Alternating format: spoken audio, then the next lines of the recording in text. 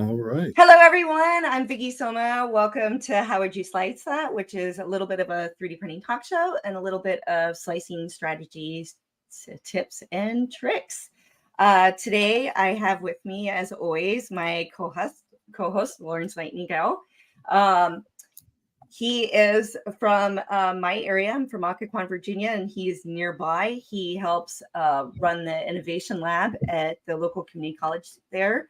And he has a PhD, and he's actually done research on the effect of 3D printing on community college students. And in the Northern Virginia area, he's taught over 500 people the logistics and fun of 3D printing. Thank you so much, Vicki. It is great to be here today. And my co-host, of course, is the great Vicki Soma. She is an innovator in 3D printing, an early adopter of multicolor printing. She is a 3D printer and designer. She has 3D printed models that have been featured in real Hollywood productions. Vicki is a pillar in the structure of the 3D printing and online 3D printing community. She has designed things that are artistic, multicolored, and innovative. So let's hear it from Vicki, my co-host today, on How Would You Slice That? Yeah. All right. And you're doing good, Lawrence? Doing great. How about you? Yeah, I'm doing good. I celebrated a birthday, and I did non 3D printing things for that, where we did a hike in the Shenandoah and we did some bicycling in the Washington D.C. area. But now I'm back to normal life and thinking about 3D printing and 3D modeling. All right. Well, happy birthday. Thank you. I did not do any. Well, no. I did some bike riding on Sunday, as a matter of fact. Yes, did some bike riding in Fairfax. Out there enjoying the weather. So I was right there with you. Did not get out to Shenandoah, but it was a great weekend for it, for sure. So tell us about who we got on the show today. All right. Our guest today is extremely prolific and has put together a bunch of models in a short amount of time. And I think for her, 3D printing has just become part of her lifestyle because she has models that just run the gamut of purpose and inspiration. So she's done 3D modeling for helping with beading and jewelry. She's done projects for organization and wire management. She does stuff for gaming.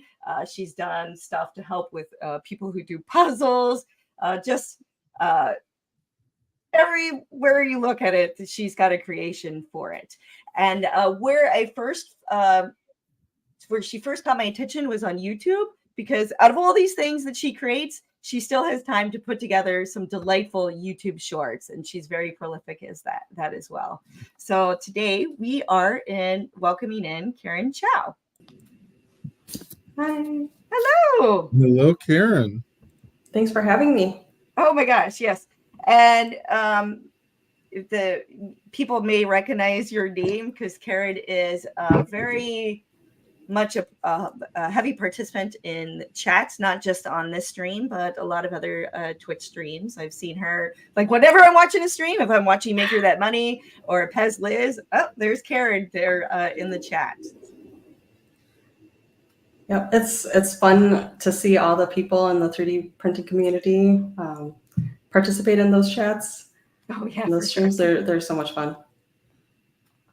Yes, they are. Yes, they are. Well, Karen, how long have you been 3D printing? Since around end of 2022.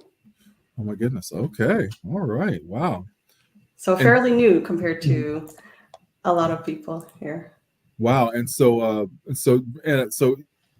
what kind of things were you doing before? You've got video skills, and it seems like you've got a way to make things happen. How'd you find yourself doing that? Where'd you learn how to do all those things? YouTube. Oh, really? Okay. You can learn how to do a lot of things on YouTube. But overall, I'm just really interested in arts and crafts in general. I just grew up loving to do all sorts of arts and crafts, like paper crafting is a big one, and just anything Pinterest catches my eye on, different Uh-huh. types of hobbies. Mhm. I get interested in it, and kind of dabble on those things, and yeah, stuff like video editing, things like those types of Mhm. software tools. Those are just just interesting little projects as well. Trying to Mhm. figure out how to use different software to create fun videos. Just seeing like all the cool content people can make, all Mhm. those just shorts and things like that. Those are fun and fun to watch and fun to see if I can try to make something good. So just dabbling in a lot of different areas, but overall 3D printing is a step up from all the different types of crafting that I've done before. Oh, okay, So wonderful. I'm just showing just a little bit of the shorts that Karen's done.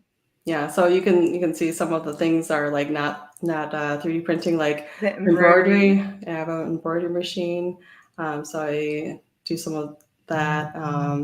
Cake art, that was a big portion Oh, of my life. yes. I wanted to tell you this tangent, but I have a young son who loves skyscrapers, and that was one of we took him to Chicago to go up the Hancock Building and the Willis Tower. It's awesome. Wow. And so what you mentioned being able to do videos and things of that nature. Have you been doing videos and producing videos and working with software from a young age? Is that a I do have a background in software engineer. That's what I was. That was my profession for about 10 years. okay? Um, so I've always been into computer science type things and technology. Um, so using software has just always been interesting to me, and trying to make things out of it, just combining the technology and making things kind Mhm. of makes you want to learn how to use different software and create cool things. Wow, wonderful, wonderful. Wow, it sounds kind of familiar, doesn't it, Vicky? Yes, yeah, my Yeah. background, my day job is I'm a software engineer as well. So I guess it gives you that little foundation of troubleshooting or critical thinking and not being Mhm. afraid to research. Yep. YouTube and Google, though, that's all you need. My favorite YouTube story has nothing to do with any kind of technology or 3D printing, but I had to replace a toilet in a house like 15 years ago. And I found out how to do it on YouTube and followed Yeah. around. Very, very empowering. Ah, yes, Yeah, there's absolutely. a project I need to get to next on fixing something in the house as well that I learned on YouTube. So can learn everything. Yes, I mean, long as people who are doing it have good production skills like you do, right, Karen? Yeah, as long as they don't have too many ads to make Oh, you make you not want to watch it. Yeah, yeah, good point. Good point. So get now to the point.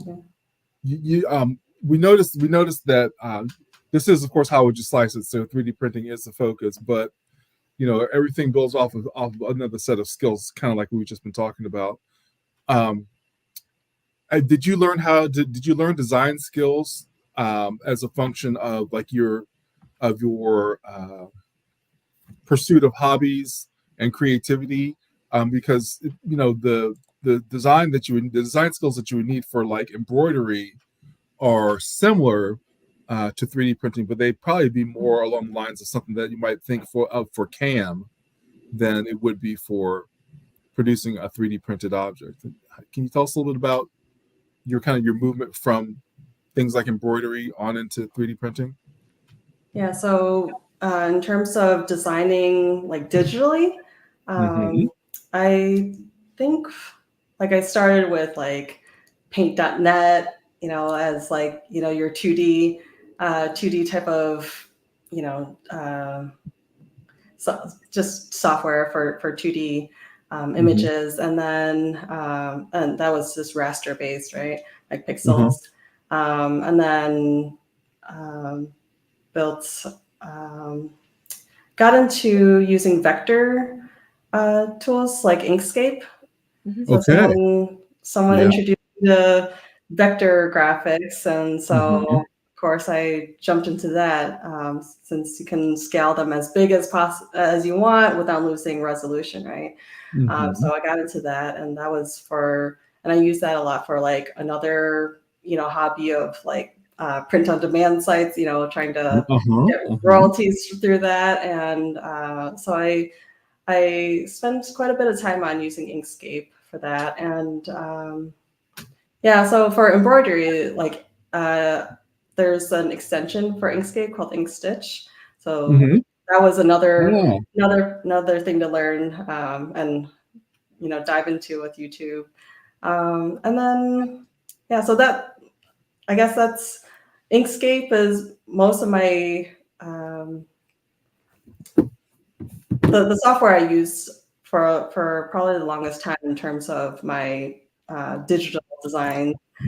And now I'm jumping into Fusion and Nomad Sculpt, for my 3D designs. I did long time ago, back in college. I did uh, join a club called SIGGRAPH, which was a Okay. special interest group for computer graphics.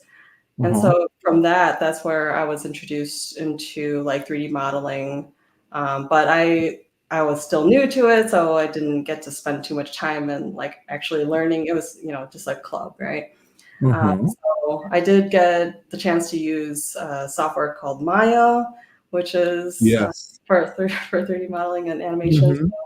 I got to dabble in some of that for that, and also as part of an internship as well. Wow. And then Okay. years later, I finally come back to 3D modeling. Yeah, and somewhere along those lines, I tried some Blender as well, and yeah, but that I think Blender's changed a lot since then. Mhm. They did do a whole new interface in 2.8 or whatnot. Yeah, I haven't tried Blender in a while, so but I You did jump into a Fusion, Autodesk Fusion. Oh, okay. You're the second person that's mentioned the changes with Blender. So yeah. That's what Wow. I hear. I haven't actually seen it for myself, but yeah. Oh, okay. Wow. Well, thank you for sharing that. And yeah, it's always amazing to me how people kind of come to this space and have those design skills. So thank you for sharing that. Hope I didn't go into too much detail. No. Did you start Nomad Scope before or after you saw Steve McDonald? He was using it. He was one of the earlier guests, I think. I Probably before. Before. Wait, well, start. I don't know what you consider as start. I got very interested in using it, bought the copy, and then let it sit for a while until Uh-huh. I watch a lot of YouTube videos on, how, and just was very inspired, but at the same time I was just binging video after video and just watching all the possibilities, but not jumping in to create the things myself. So that's another risk of finding good YouTube content out there. Right. There's so much of it. Yeah, you just want to watch and see what other people make, but and you just spend Yeah. spend too much time on that. Yeah. Wow, but you still get a lot done. Yes. I try. You I try. you I wish I had succeeded. more time. It's yeah. I can't focus on everything at the same time, but Yeah, that is I like wish always running the triage in your brain. Like, what do I need to? Yeah, I'll go for a while without a YouTube video on my channel, but then it's based on how much time I have and where I want to focus. That's a good multitask. Do your modeling and you're watching your YouTube modeling at the same time. Good advice. Oh goodness! Wow. Talking about modeling, you're doing something for March. Do you want to tell people about it, Karen? Yeah. So for people who haven't heard, I guess people not in the US, there's a basketball tournament called March Madness. And maybe you guys can fill people in on more of that. I'm not a huge basketball fan, but March Madness is a huge thing, right? And I don't know, one day I just thought, ooh, March Magnets. That could be a theme of something I can work on for, just something to get me back into more consistent design, and just something easy so I don't have to think like, okay, what problem am I solving with a new model this time or things like that. So I just wanted something a bit, easier theme for myself. No, So go ahead. I think that was a really that was an inspired thing that you did decide to go with March Magnets. I think it was really good, catchy. The National Basketball Championships is something that a lot of people pick up, and we may be at the precipice of a viral event here because if people were to use your basic magnet design, then they could actually also take an SVG of their favorite college team logo and put it on a magnet as well. Mhm. Now that's the next step. To Yeah. get really deep into the March Madness, but this is So wonderful and relatable. So thank you for doing this. on the name, I've heard that people don't get it until they actually hear it out loud. Just seeing it written doesn't have the same effect. So that's I got it. minor No, I got it right away. So what Vicky's showing here are what I have so far. I am a couple days behind because You're getting ready for the show. Time constraints with the day job. But this is what I have so far, and I did print some of them out. I don't know. Hold on. Change screens. Let's do you on solo layout. Are you muted, Vicky? Oh, No. There you go. There you go. Can you hear me? Yep. Yeah. We can hear you. Can you hear us? I can't hear anyone right now, so hopefully you guys can hear me. Doing good. So these are some of the magnets that I printed out so far from the March Magnets collection. Can you guys hear me okay? Yeah, Yes. we can hear you. We can hear you. Lost audio. In your headphones. You can hear me? I can't We hear can hear you. you. I don't know what happened to my headset. Sorry about that. Wow. Some technical difficulties. So Vicky, from what you can see there, Switched over for some reason. what would you think that she used to design those things? If you were to guess. I'm not sure. Okay. Sometimes you can pick up. But maybe Inkscape was involved. She mentioned Inkscape earlier. She did, yeah. I printed a few of these. Oh, okay, yeah. Which ones did you print, or do you have any? See here, I printed her little. I printed her sunshine. Oops, I'm never really good at showing these things here.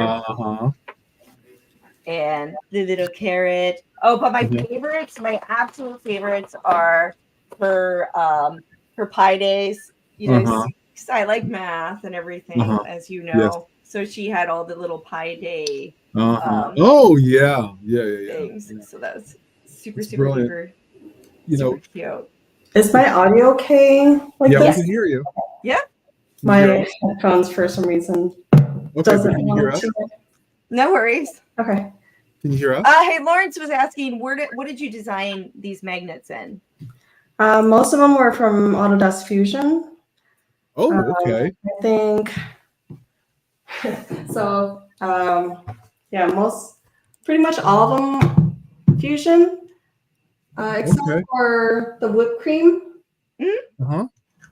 I think those are the only pieces that I couldn't figure out how to get them to look realistic in Ah. Fusion. So actually, I do have a prototype of what it looks like if I try to do model in Fusion. It doesn't have Almost looks like a Christmas tree or one of it those doesn't quite look right. emoticons. So yeah, compared to a bigger version of the actual whipped cream. Yeah. Okay. So because this didn't look quite what I wanted to look like, I jumped over to No Man's Sculpt to make this. Oh, okay. All right. And Autodesk Fusion, is that the I'm way behind. Autodesk Fusion, is that the new Fusion 360? Is that the free Autodesk software? Fusion. I think Fusion 360 just got renamed to Fusion. Okay. Yeah. Okay. Wow. Great. And so yeah, I mean that is definitely a software design program that is accessible and also pretty doggone powerful. So that's wonderful. It's super powerful, and there's tons of tutorials out there. Yes, indeed. Yeah, and so we are now in March. Have you we've already passed it. Did you do a little, I mean, this is such a male question to ask. Did you do a little knife for the Ides of March? I didn't. I should have. I did think of, so I did skip the 15th. Okay. I do have a design already half done. I still need to get that finished up, but yeah, I kind of wanted to keep them pretty reusable for things, more generic.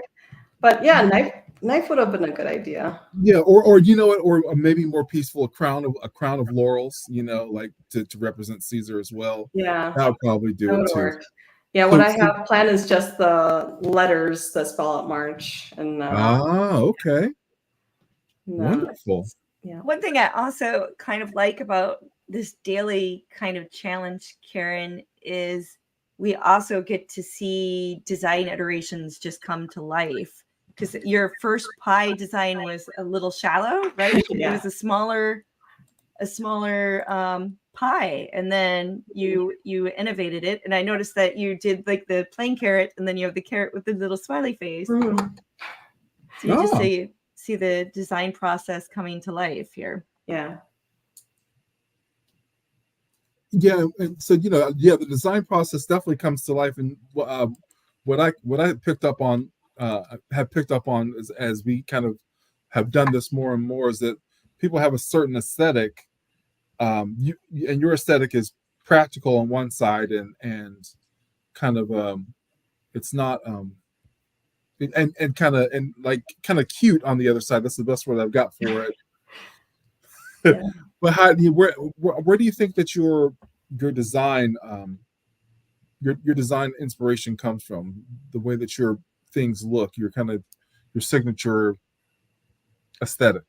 Specifically for the March magnets, or just general? In general, it seems to me that when I consider holding your prints in my hand or using them, they feel whimsical. So you have a lot of whimsy in the things that you have designed recently. Yeah, for the things that have faces, I call those kawaii, which is Japanese for cute. So your adjective was spot on there. Thank you. So that kind of style, that's pretty popular, I'd say. Is that mochi? Mochi? Mochi is food. Oops, that's wrong. Okay. But yeah. That is making me hungry, though. Yeah. So the smiley face, the cute, whimsical style, that's fun, and I like that. And then some of my more practical prints, especially those that are solving specific the solutions for specific things, I find those are more, I guess, more mechanical and those don't need to be cute to begin with, and there's still iterations I'd like to take on some of those to kind of refine to a different style. Wow. Okay. I think I can pull up some of those real quick.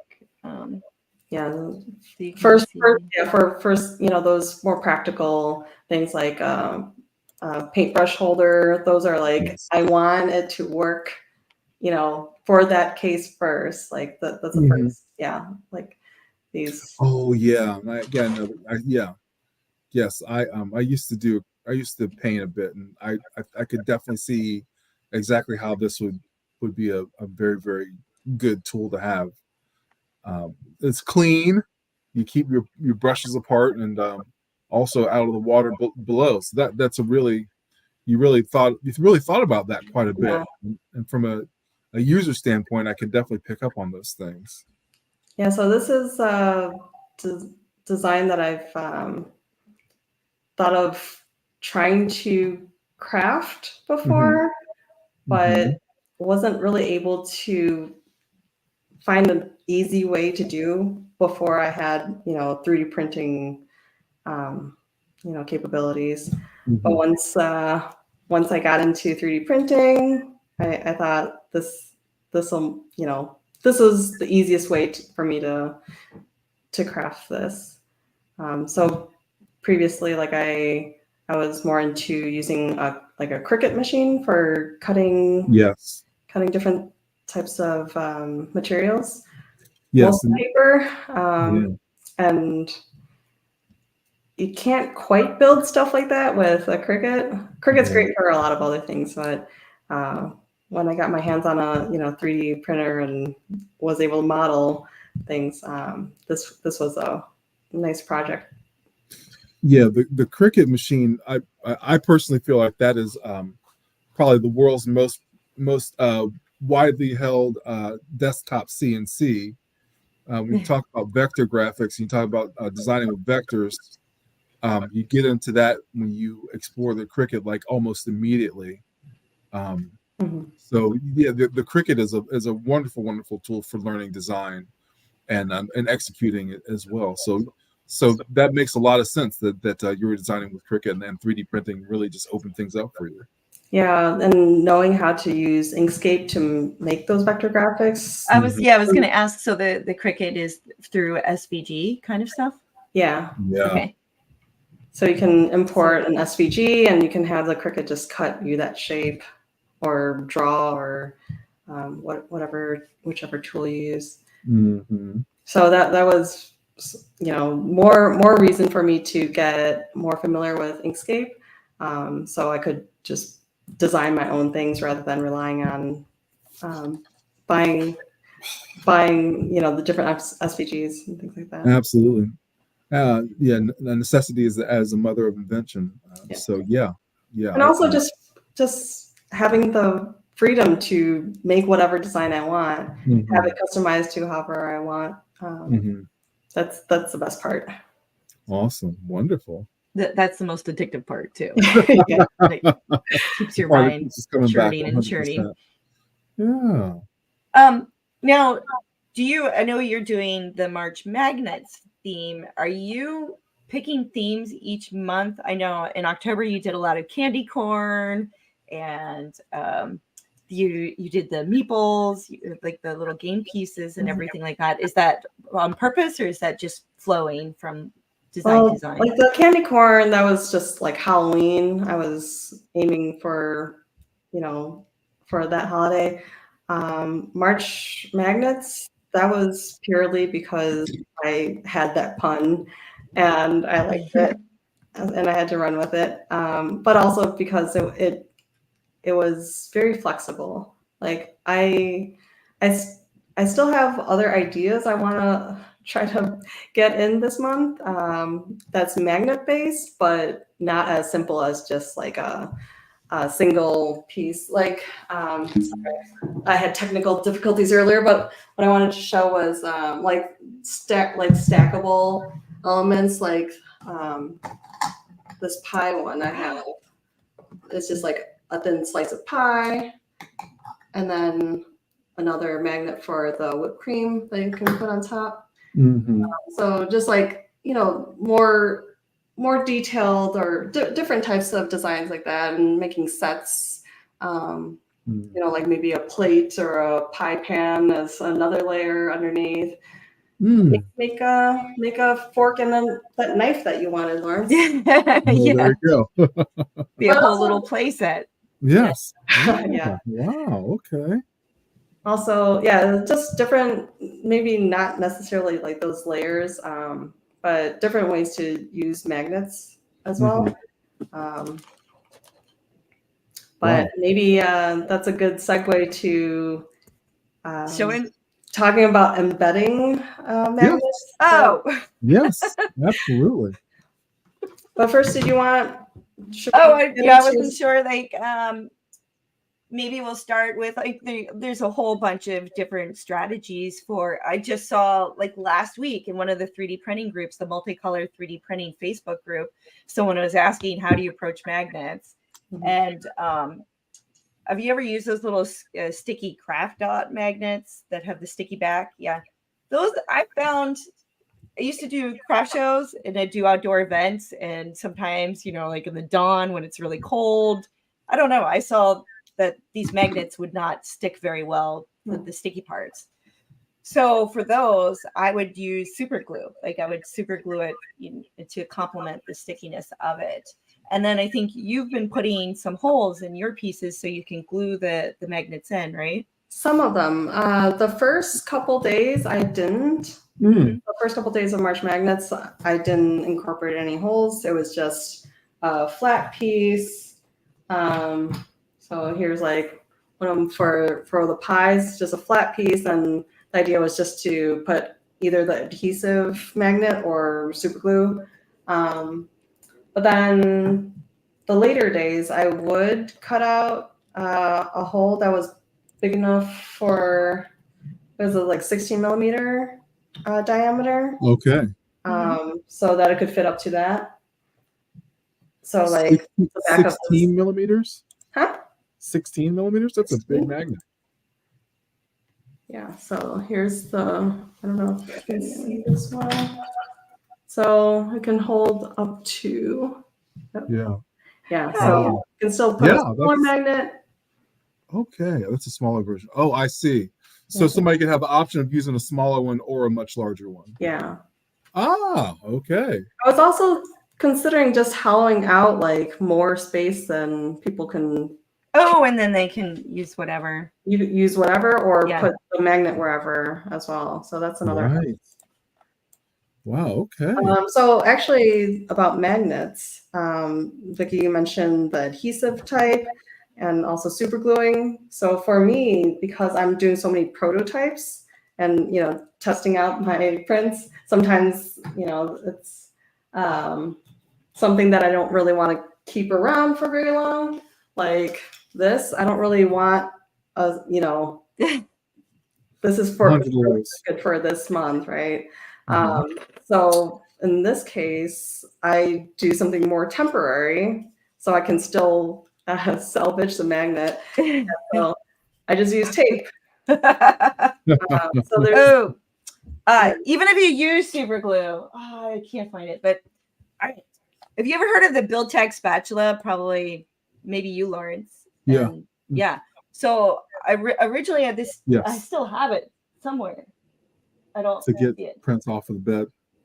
Yeah, it used to be to get prints off your bed, and now with these nice little PEI sheets that are flexible, I don't really need it, but I use it all the time still. The Build-Tech spatula, I use it to like if I have a magnet, because I sell magnets and ornaments on Etsy, and so sometimes the pieces that are a magnet can also be an ornament, and maybe like I have a magnet and someone's ordered an ornament and I'm like, let's take the Build-Tech spatula and I can pry the magnet off of that way.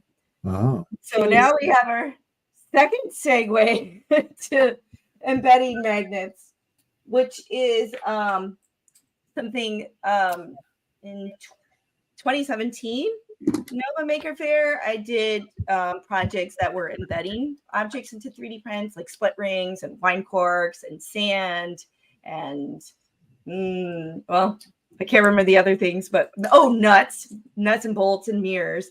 And then I also had done magnets. And back in the day, I was using a Wanhao Duplicator i3, and that one I learned was not good for those magnet experiences, because it turns out the fan shroud of the Wanhao Duplicator i3 is magnetic. So what I had done was I had my little print and I put in a pause. Let me throw this over here. And I had the foresight. I really did have the foresight to check to make sure that the nozzle wasn't magnetic, but I didn't think to check the cooling fan. And so I put my little prints in. Everything was looking good. And I think I need to share my screen, don't I? Slides. And yeah, as soon as that nozzle, as soon as it passed over, those little magnets just jumped right out and went to the cooling fan. So luckily, I had a Maker Gear M2 at the time, and so that the fan was not magnetic; it was plastic, and so I was able to go ahead and embed those. So I was doing little life counters for my husband at the time. That was like the big thing that I was doing. But today I resurrected that effort and did some of Karen's pieces, but I embedded the magnet in. So yeah, and I, just like Karen, you left a lot of room for your magnets. I was in a hurry, so I left a lot of clearances so you can hear the magnet moving and everything like that. Added benefit. Yeah. Absolutely. Oh, and then I made sure to color your little design in there, Karen, so you can you can see your little KCD all right. watermark at the back. That is cool. So with that, I mean, I don't know if you want me to share, but basically it was just adding in a negative part in there. Let's see if my recent project for one of these.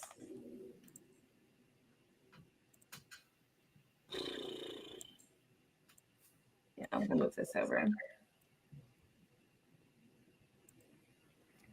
It's a magnet and a rattle. Yeah, there were two STLs here. I was confused, Karen, because I thought one was like for the magnet and one was the other. So yeah. I just threw. Maybe you can share my screen to explain that. Sure. Yeah.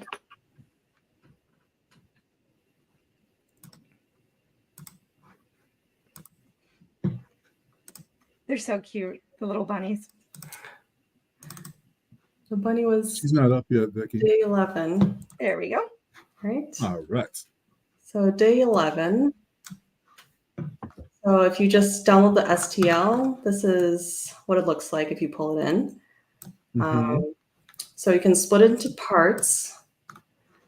So then when you go to objects view, you can see all the individual parts. So you can say like, want bunny to be brown and ears to be white.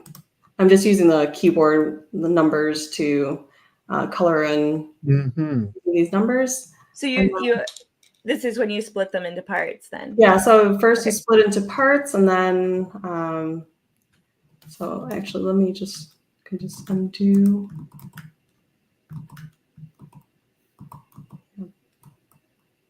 Before you split into parts, it's just this one object. So splitting to parts gives you access to all the different bodies.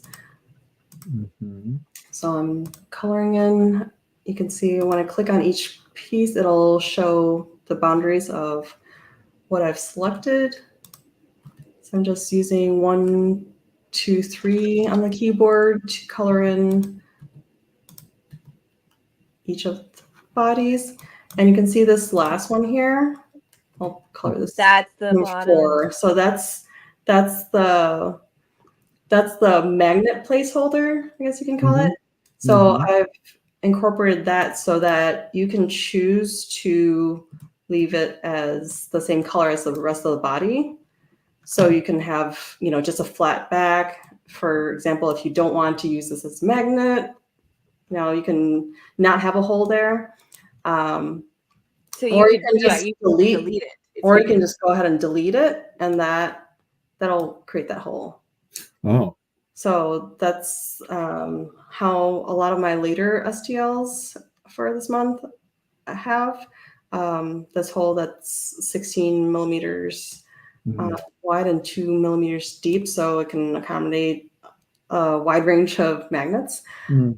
And so, Vicky, when you pulled in the 3MF file, you have two different versions, and one is the one with the magnet placeholder plugged, I guess, and then the other one without. So you can just easily just pull in the 3MF and delete whichever one you don't want. Oh, I think I pulled in an STL. And that's So that's no, but I mean, either. okay. I hacked my way around it anyways.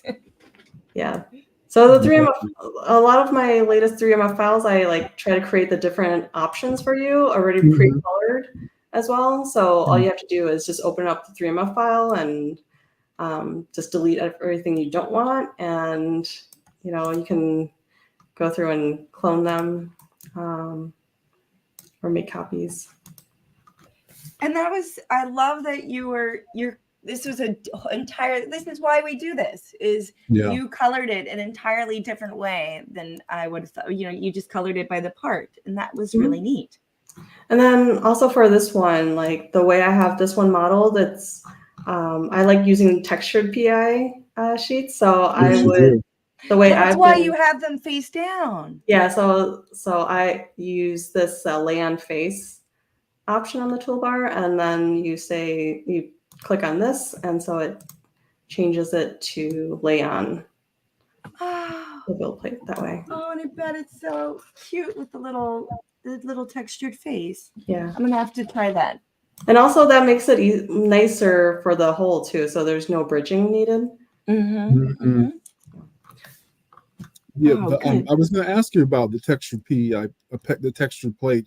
I saw you've got one set of plates that's got like a series of triangles or diamonds in it. So you like, and you were using that for your greeting cards and things of that nature. So Yeah. I think this is the first time I've had a conversation with somebody that used that texture as a creative option, right? Like just what everybody else talks about how strong they hold or whatever. But yeah, I think it's really cool to have that. Yes, yeah, that diamond glow. Is it a thank you cards? Yeah. Yes.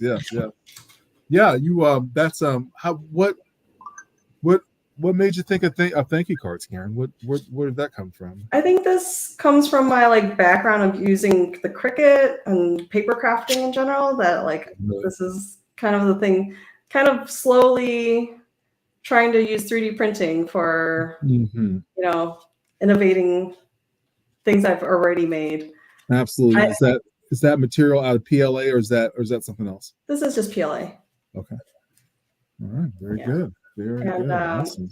I actually used to make a lot of coasters, like either through like sewing or different, mostly sewing, and also doing some embroidery and fabric to make more customized coasters. And now it's bringing it into 3D printers and trying to recreate some of those. So that's like the D20, the 20-sided die. That's the design that I've created in fabric before, and now I'm just redesigning it in 3D printed format. Oh wow, that's wonderful. Very well. It's wonderful. Thank you for sharing that, because it just kind of really shows how so many of us can contribute to the space. That's great. Vicky, should she show us? Do you have another design that you want to show us, Karen, about how you kind of color it and all that stuff like that? Is there anything else that would be interesting for us? Yeah. So let me share my screen.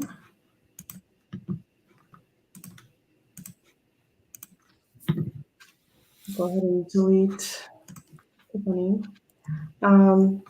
So So I kind of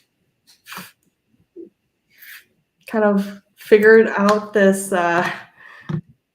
So in general, Bamboo Studio and slicing in general, I kind of learn as I go. I haven't really dived into like learning from, end-to-end tutorials, like learning all the different things that the tools can do. That's typically like how I like to learn different things and just, but anyways, so I designed pony beads, just like these tiny beads for bracelets before. And I just wanted, a couple of each color. And instead of having to print each one on a separate plate, each color on a separate plate, I was trying to figure out how I can, set it up so I didn't have to waste all that time on waiting for the machine to and things like that. So in the settings here, I knew about the option of, so by default, it's a print sequence by layer. It's just everything that you have on your build plate, it goes, layer 1 all the way up, right? So there's another option of doing print by object. So let me pull in some. So actually, so should I describe that more, or are people familiar? Or do you want to pull in some beads? Or? Yeah, show us how you do it. I wanted to actually share how I do it for the pie. Okay, go for that. Yeah. Be perfect. So yeah, let me. So this. I was actually wondering about that. Yeah, so instead of having to print a plate just full of pie, like you can easily. So like a key lime slice that I have, right? So like before I would, let me clone this. So like to make this pie, this is like kind of the process I went through, except I'll do a little quicker way. So arrange these so they kind of fit more snugly together. And how did you do the arrange again, real quick? There's this arrange all objects option. Oh, thanks. And then I see it. I've turned on very tight spacing on it. Yeah. Yeah, so it can kind of fit better.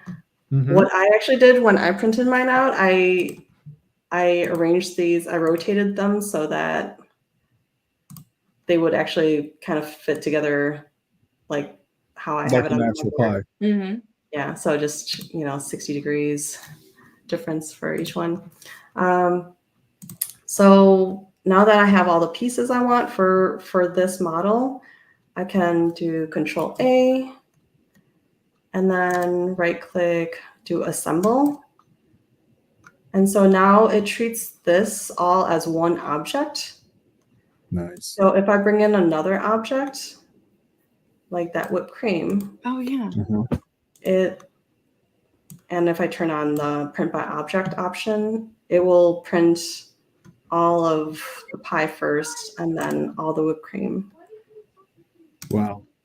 That way it's not switching to the white color every single time. Yeah. So it's not, yeah, exactly. So here I'll just actually, it'll just rearrange everything again. But at least this groups these together. You select all these. Probably faster over here, just and then do the same thing, right click assemble. And so now all of these will be treated as one assembly, one object. And then go to global and switch the print sequence to by object. And then it will show these boundaries of how much space it needs around Okay. so that can print. Yes, I was. So you just have to adjust these in a way that it still Mhm. fits on the plate, but Yeah. not touching each other. And so, wow. Okay. yeah, this Excellent. way, yeah, like Vicky mentioned, the way, so I'll show the layers, but doing it this way, you're not having it switch, between the brown and the white for each layer, going back and forth, right? And then, Brilliant. yeah, Very so now you nice. can see this. Yes, like only See, 3 filament change times. First, it's just, Yeah. yeah, 3 filament changes, Yeah, that's gonna and save it you only a takes ton an of hour and time. Thank you for mentioning that, Vicky. Yeah. yeah. I mean, that's like a lifetime. You just, yeah. Wow. Yeah, especially like the 7.5 minutes to prepare, having to wait for that in between when I was doing the beads. When I first figured this, I was looking at the options for the print sequence, and the first thought I had was, I wish they had a print sequence by color or by filament, because that's what I really wanted. But then somehow I stumbled across being able to just group them into an assembly and basically treat that as print by color. Excellent. Wow. Yep. Any Well, questions? yeah, you saw it here on How Would You Slice It. That's that It's useful. both new to me. Thank you. We Thank still you so need much. some catchphrases for the show. We need And that's how you slice it. You are what you can send your puns to How Would You Slice It show, and we'll see if we can't test drive a few of them, see what happens. But yeah, that was we really appreciate you sharing that with us. Yeah. Because now, do you have a question, Vicky? Well, my question is, I wanted to make sure that Karen's seeing the chat. Are you able to see the chat? Because some people are saying kind things. I haven't I can seen throw them up on the screen here. Here we go. Karen. Oh, thanks, Pixum Dude. Yeah. Yeah. Thank you all so much for consuming the show and being here with us. And so, Karen, yeah, I was what I wanted to ask you about was, I saw that you had a Prusa, you had a Prusa iteration, whatever mark it might have been. It was orange, and then you went to bamboo. Now you're on the low end of people who 3D print, in that you've only got 2 3D printers. But how soon after you had the Prusa did you get the bamboo, and how did you come across that multicolor option for yourself? I can't remember the dates, but Okay. So I think we got the MK3S Plus in like the end of 2021, maybe. Okay. Mm-hmm.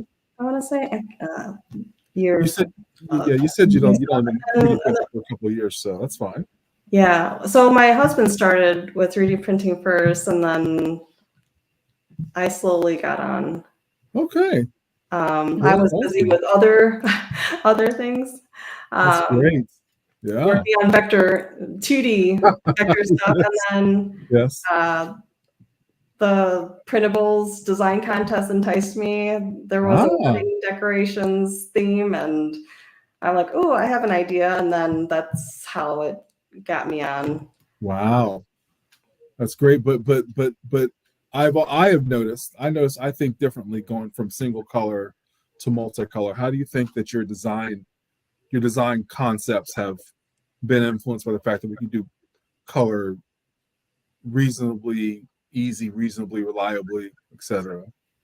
I can't remember. I can't remember my first multicolor design, but what I really loved about having the newer printer was the short amount of time it would take for me to come when I press print to seeing, Oh, okay.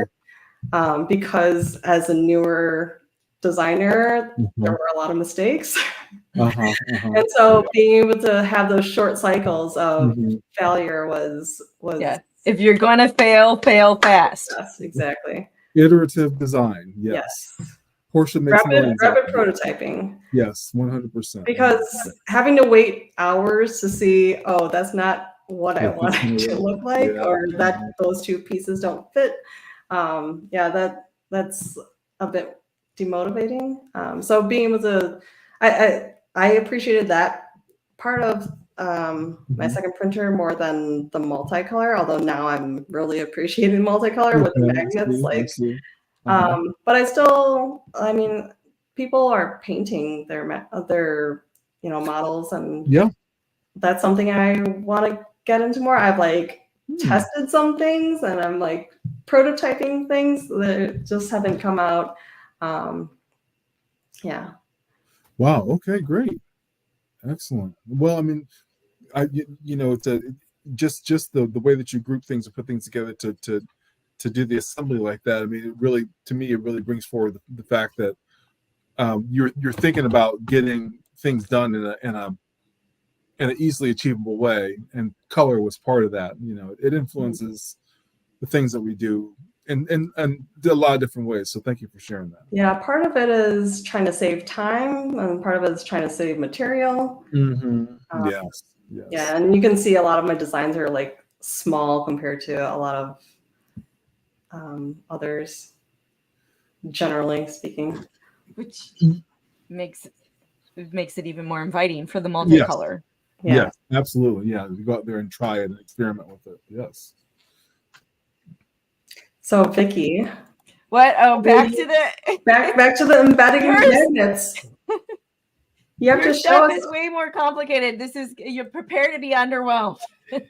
Because really, there's just one trick going on here. First off, when I pulled in my STL, I had we had the magnet that had the hole, and then the magnet that didn't have the hole. And I did go through I went to split it into parts, and I was trying to move things around, and things were getting out of sync. So what I just did was I threw this negative space here over the one that I didn't want, the bunny that I didn't want.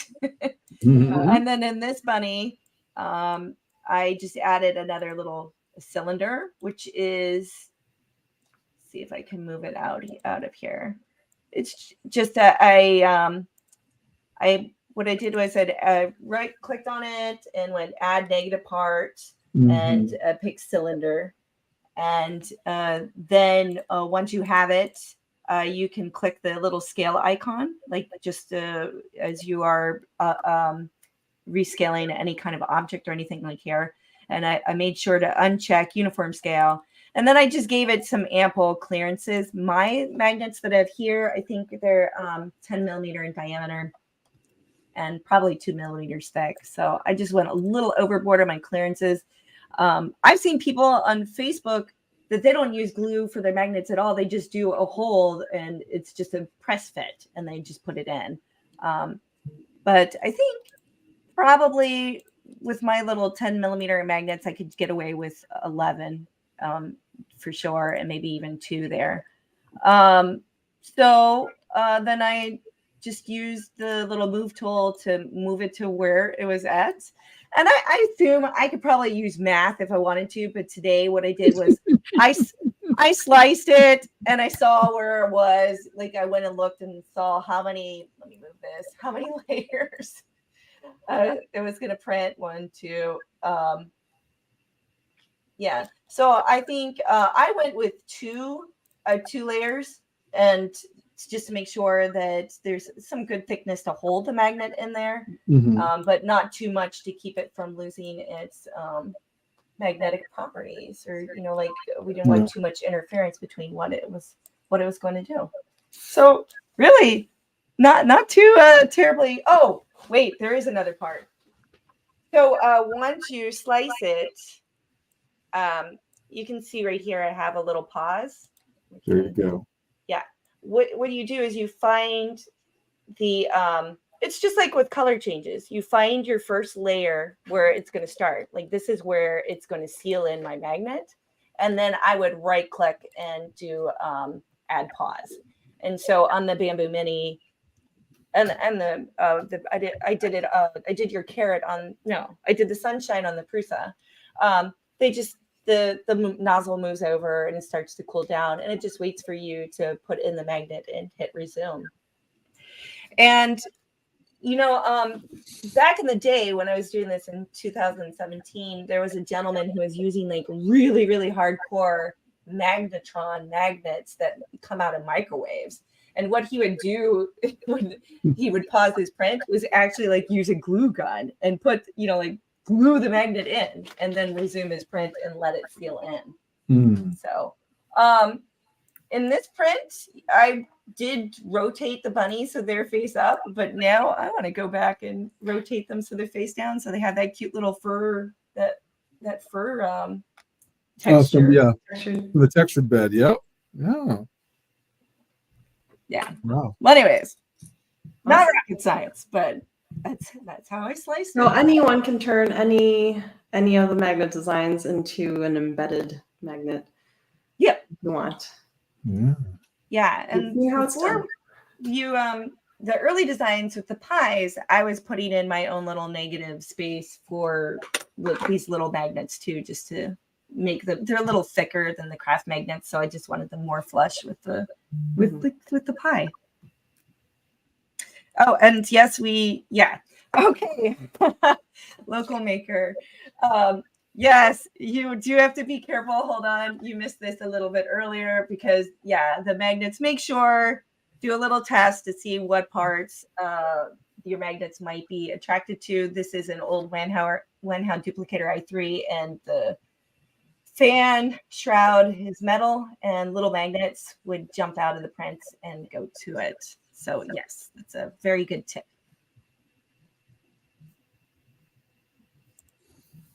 Oh my gosh. And we have oh gosh, we're catching up on the chat. We have a possible modeling challenge, which I think Karen likes modeling challenges. Slicer September. That one I need to learn all the ins and outs of the slicer. You're already there, halfway there. You do so much, especially, you're working Inkscape, Karen, and now Prusa Slicer allows you to import in the SVGs and project them on your models. So there's so much to learn. Yes, there is. Yes, there is. Really exciting. Yes. Well, thank you for being a guest on the show and showing us something that we will definitely be using. Yeah, thanks for having me. Yes. Oh goodness. I just looked at the time. It always flies by. This fit. Okay. Usually needs glue for me. Okay. Sorry, catching up on the chat there. Yeah, my husband did design something with that used magnets, and he would put them in, and I haven't gotten to that level of risk yet. Yeah, it is hard when these are your babies, your little machines, and I don't want to be responsible for breaking the machine. Yeah. You're gonna break. You're gonna break it eventually. Oh yeah. And the part and the manufacturer that you've got, like they already know that. Like the parts are reachable. They're not. Breaking it when you most need it. That's usually when it breaks. Loss of operation is a big deal. I agree. Well, that means it's just time to buy more printers as backups. I'm sure somebody in the family would like that. Absolutely. Yeah. But what I'm saying though is really it's joking, but it's not. Like we're rapid prototypers, we're experimenters, we are people who are doing things that are not established manufacturing techniques and stuff, and us allowing ourselves to worry too much about breaking something really pulls back on our creativity and our ability to kind of explore and innovate. So don't be reckless, but don't worry about breaking it either. Yeah. I don't know what I I would just say, yeah, when I was doing the embedding projects, I was also filling things with sand. And I mean, you're experimenting, but you're also, I knew the maker gear, its electronics panel is right underneath the bed. So if I'm pouring sand and it goes in there, so you pick the machine where I'm like, okay, the Windhound duplicator's electronics panel is somewhere else. So sand's not going to get into it as easily, though the sand is almost as prolific as you, Karen. The sand goes everywhere. And yeah, so you just think it through a little bit, I guess. Measured caution. Measured. Yeah, measured caution. Absolutely. Yeah. Well, I don't have any more questions. Do you have any more questions, Vicki? No, but I'm just thrilled with all the screen sharing you did, Karen, and I'm thrilled that you came here today. And I've been having so much fun printing your designs. And my mom, she lives with us, and I like put them on the fridge, and she's like, "That's cute. That's cute." So you have my mom's seal of approval. How many of your birds do you have on there? I love those. Oh my gosh. So for those who are tuning in who saw the image, whatever. Yeah, I do little thumbnail. birds.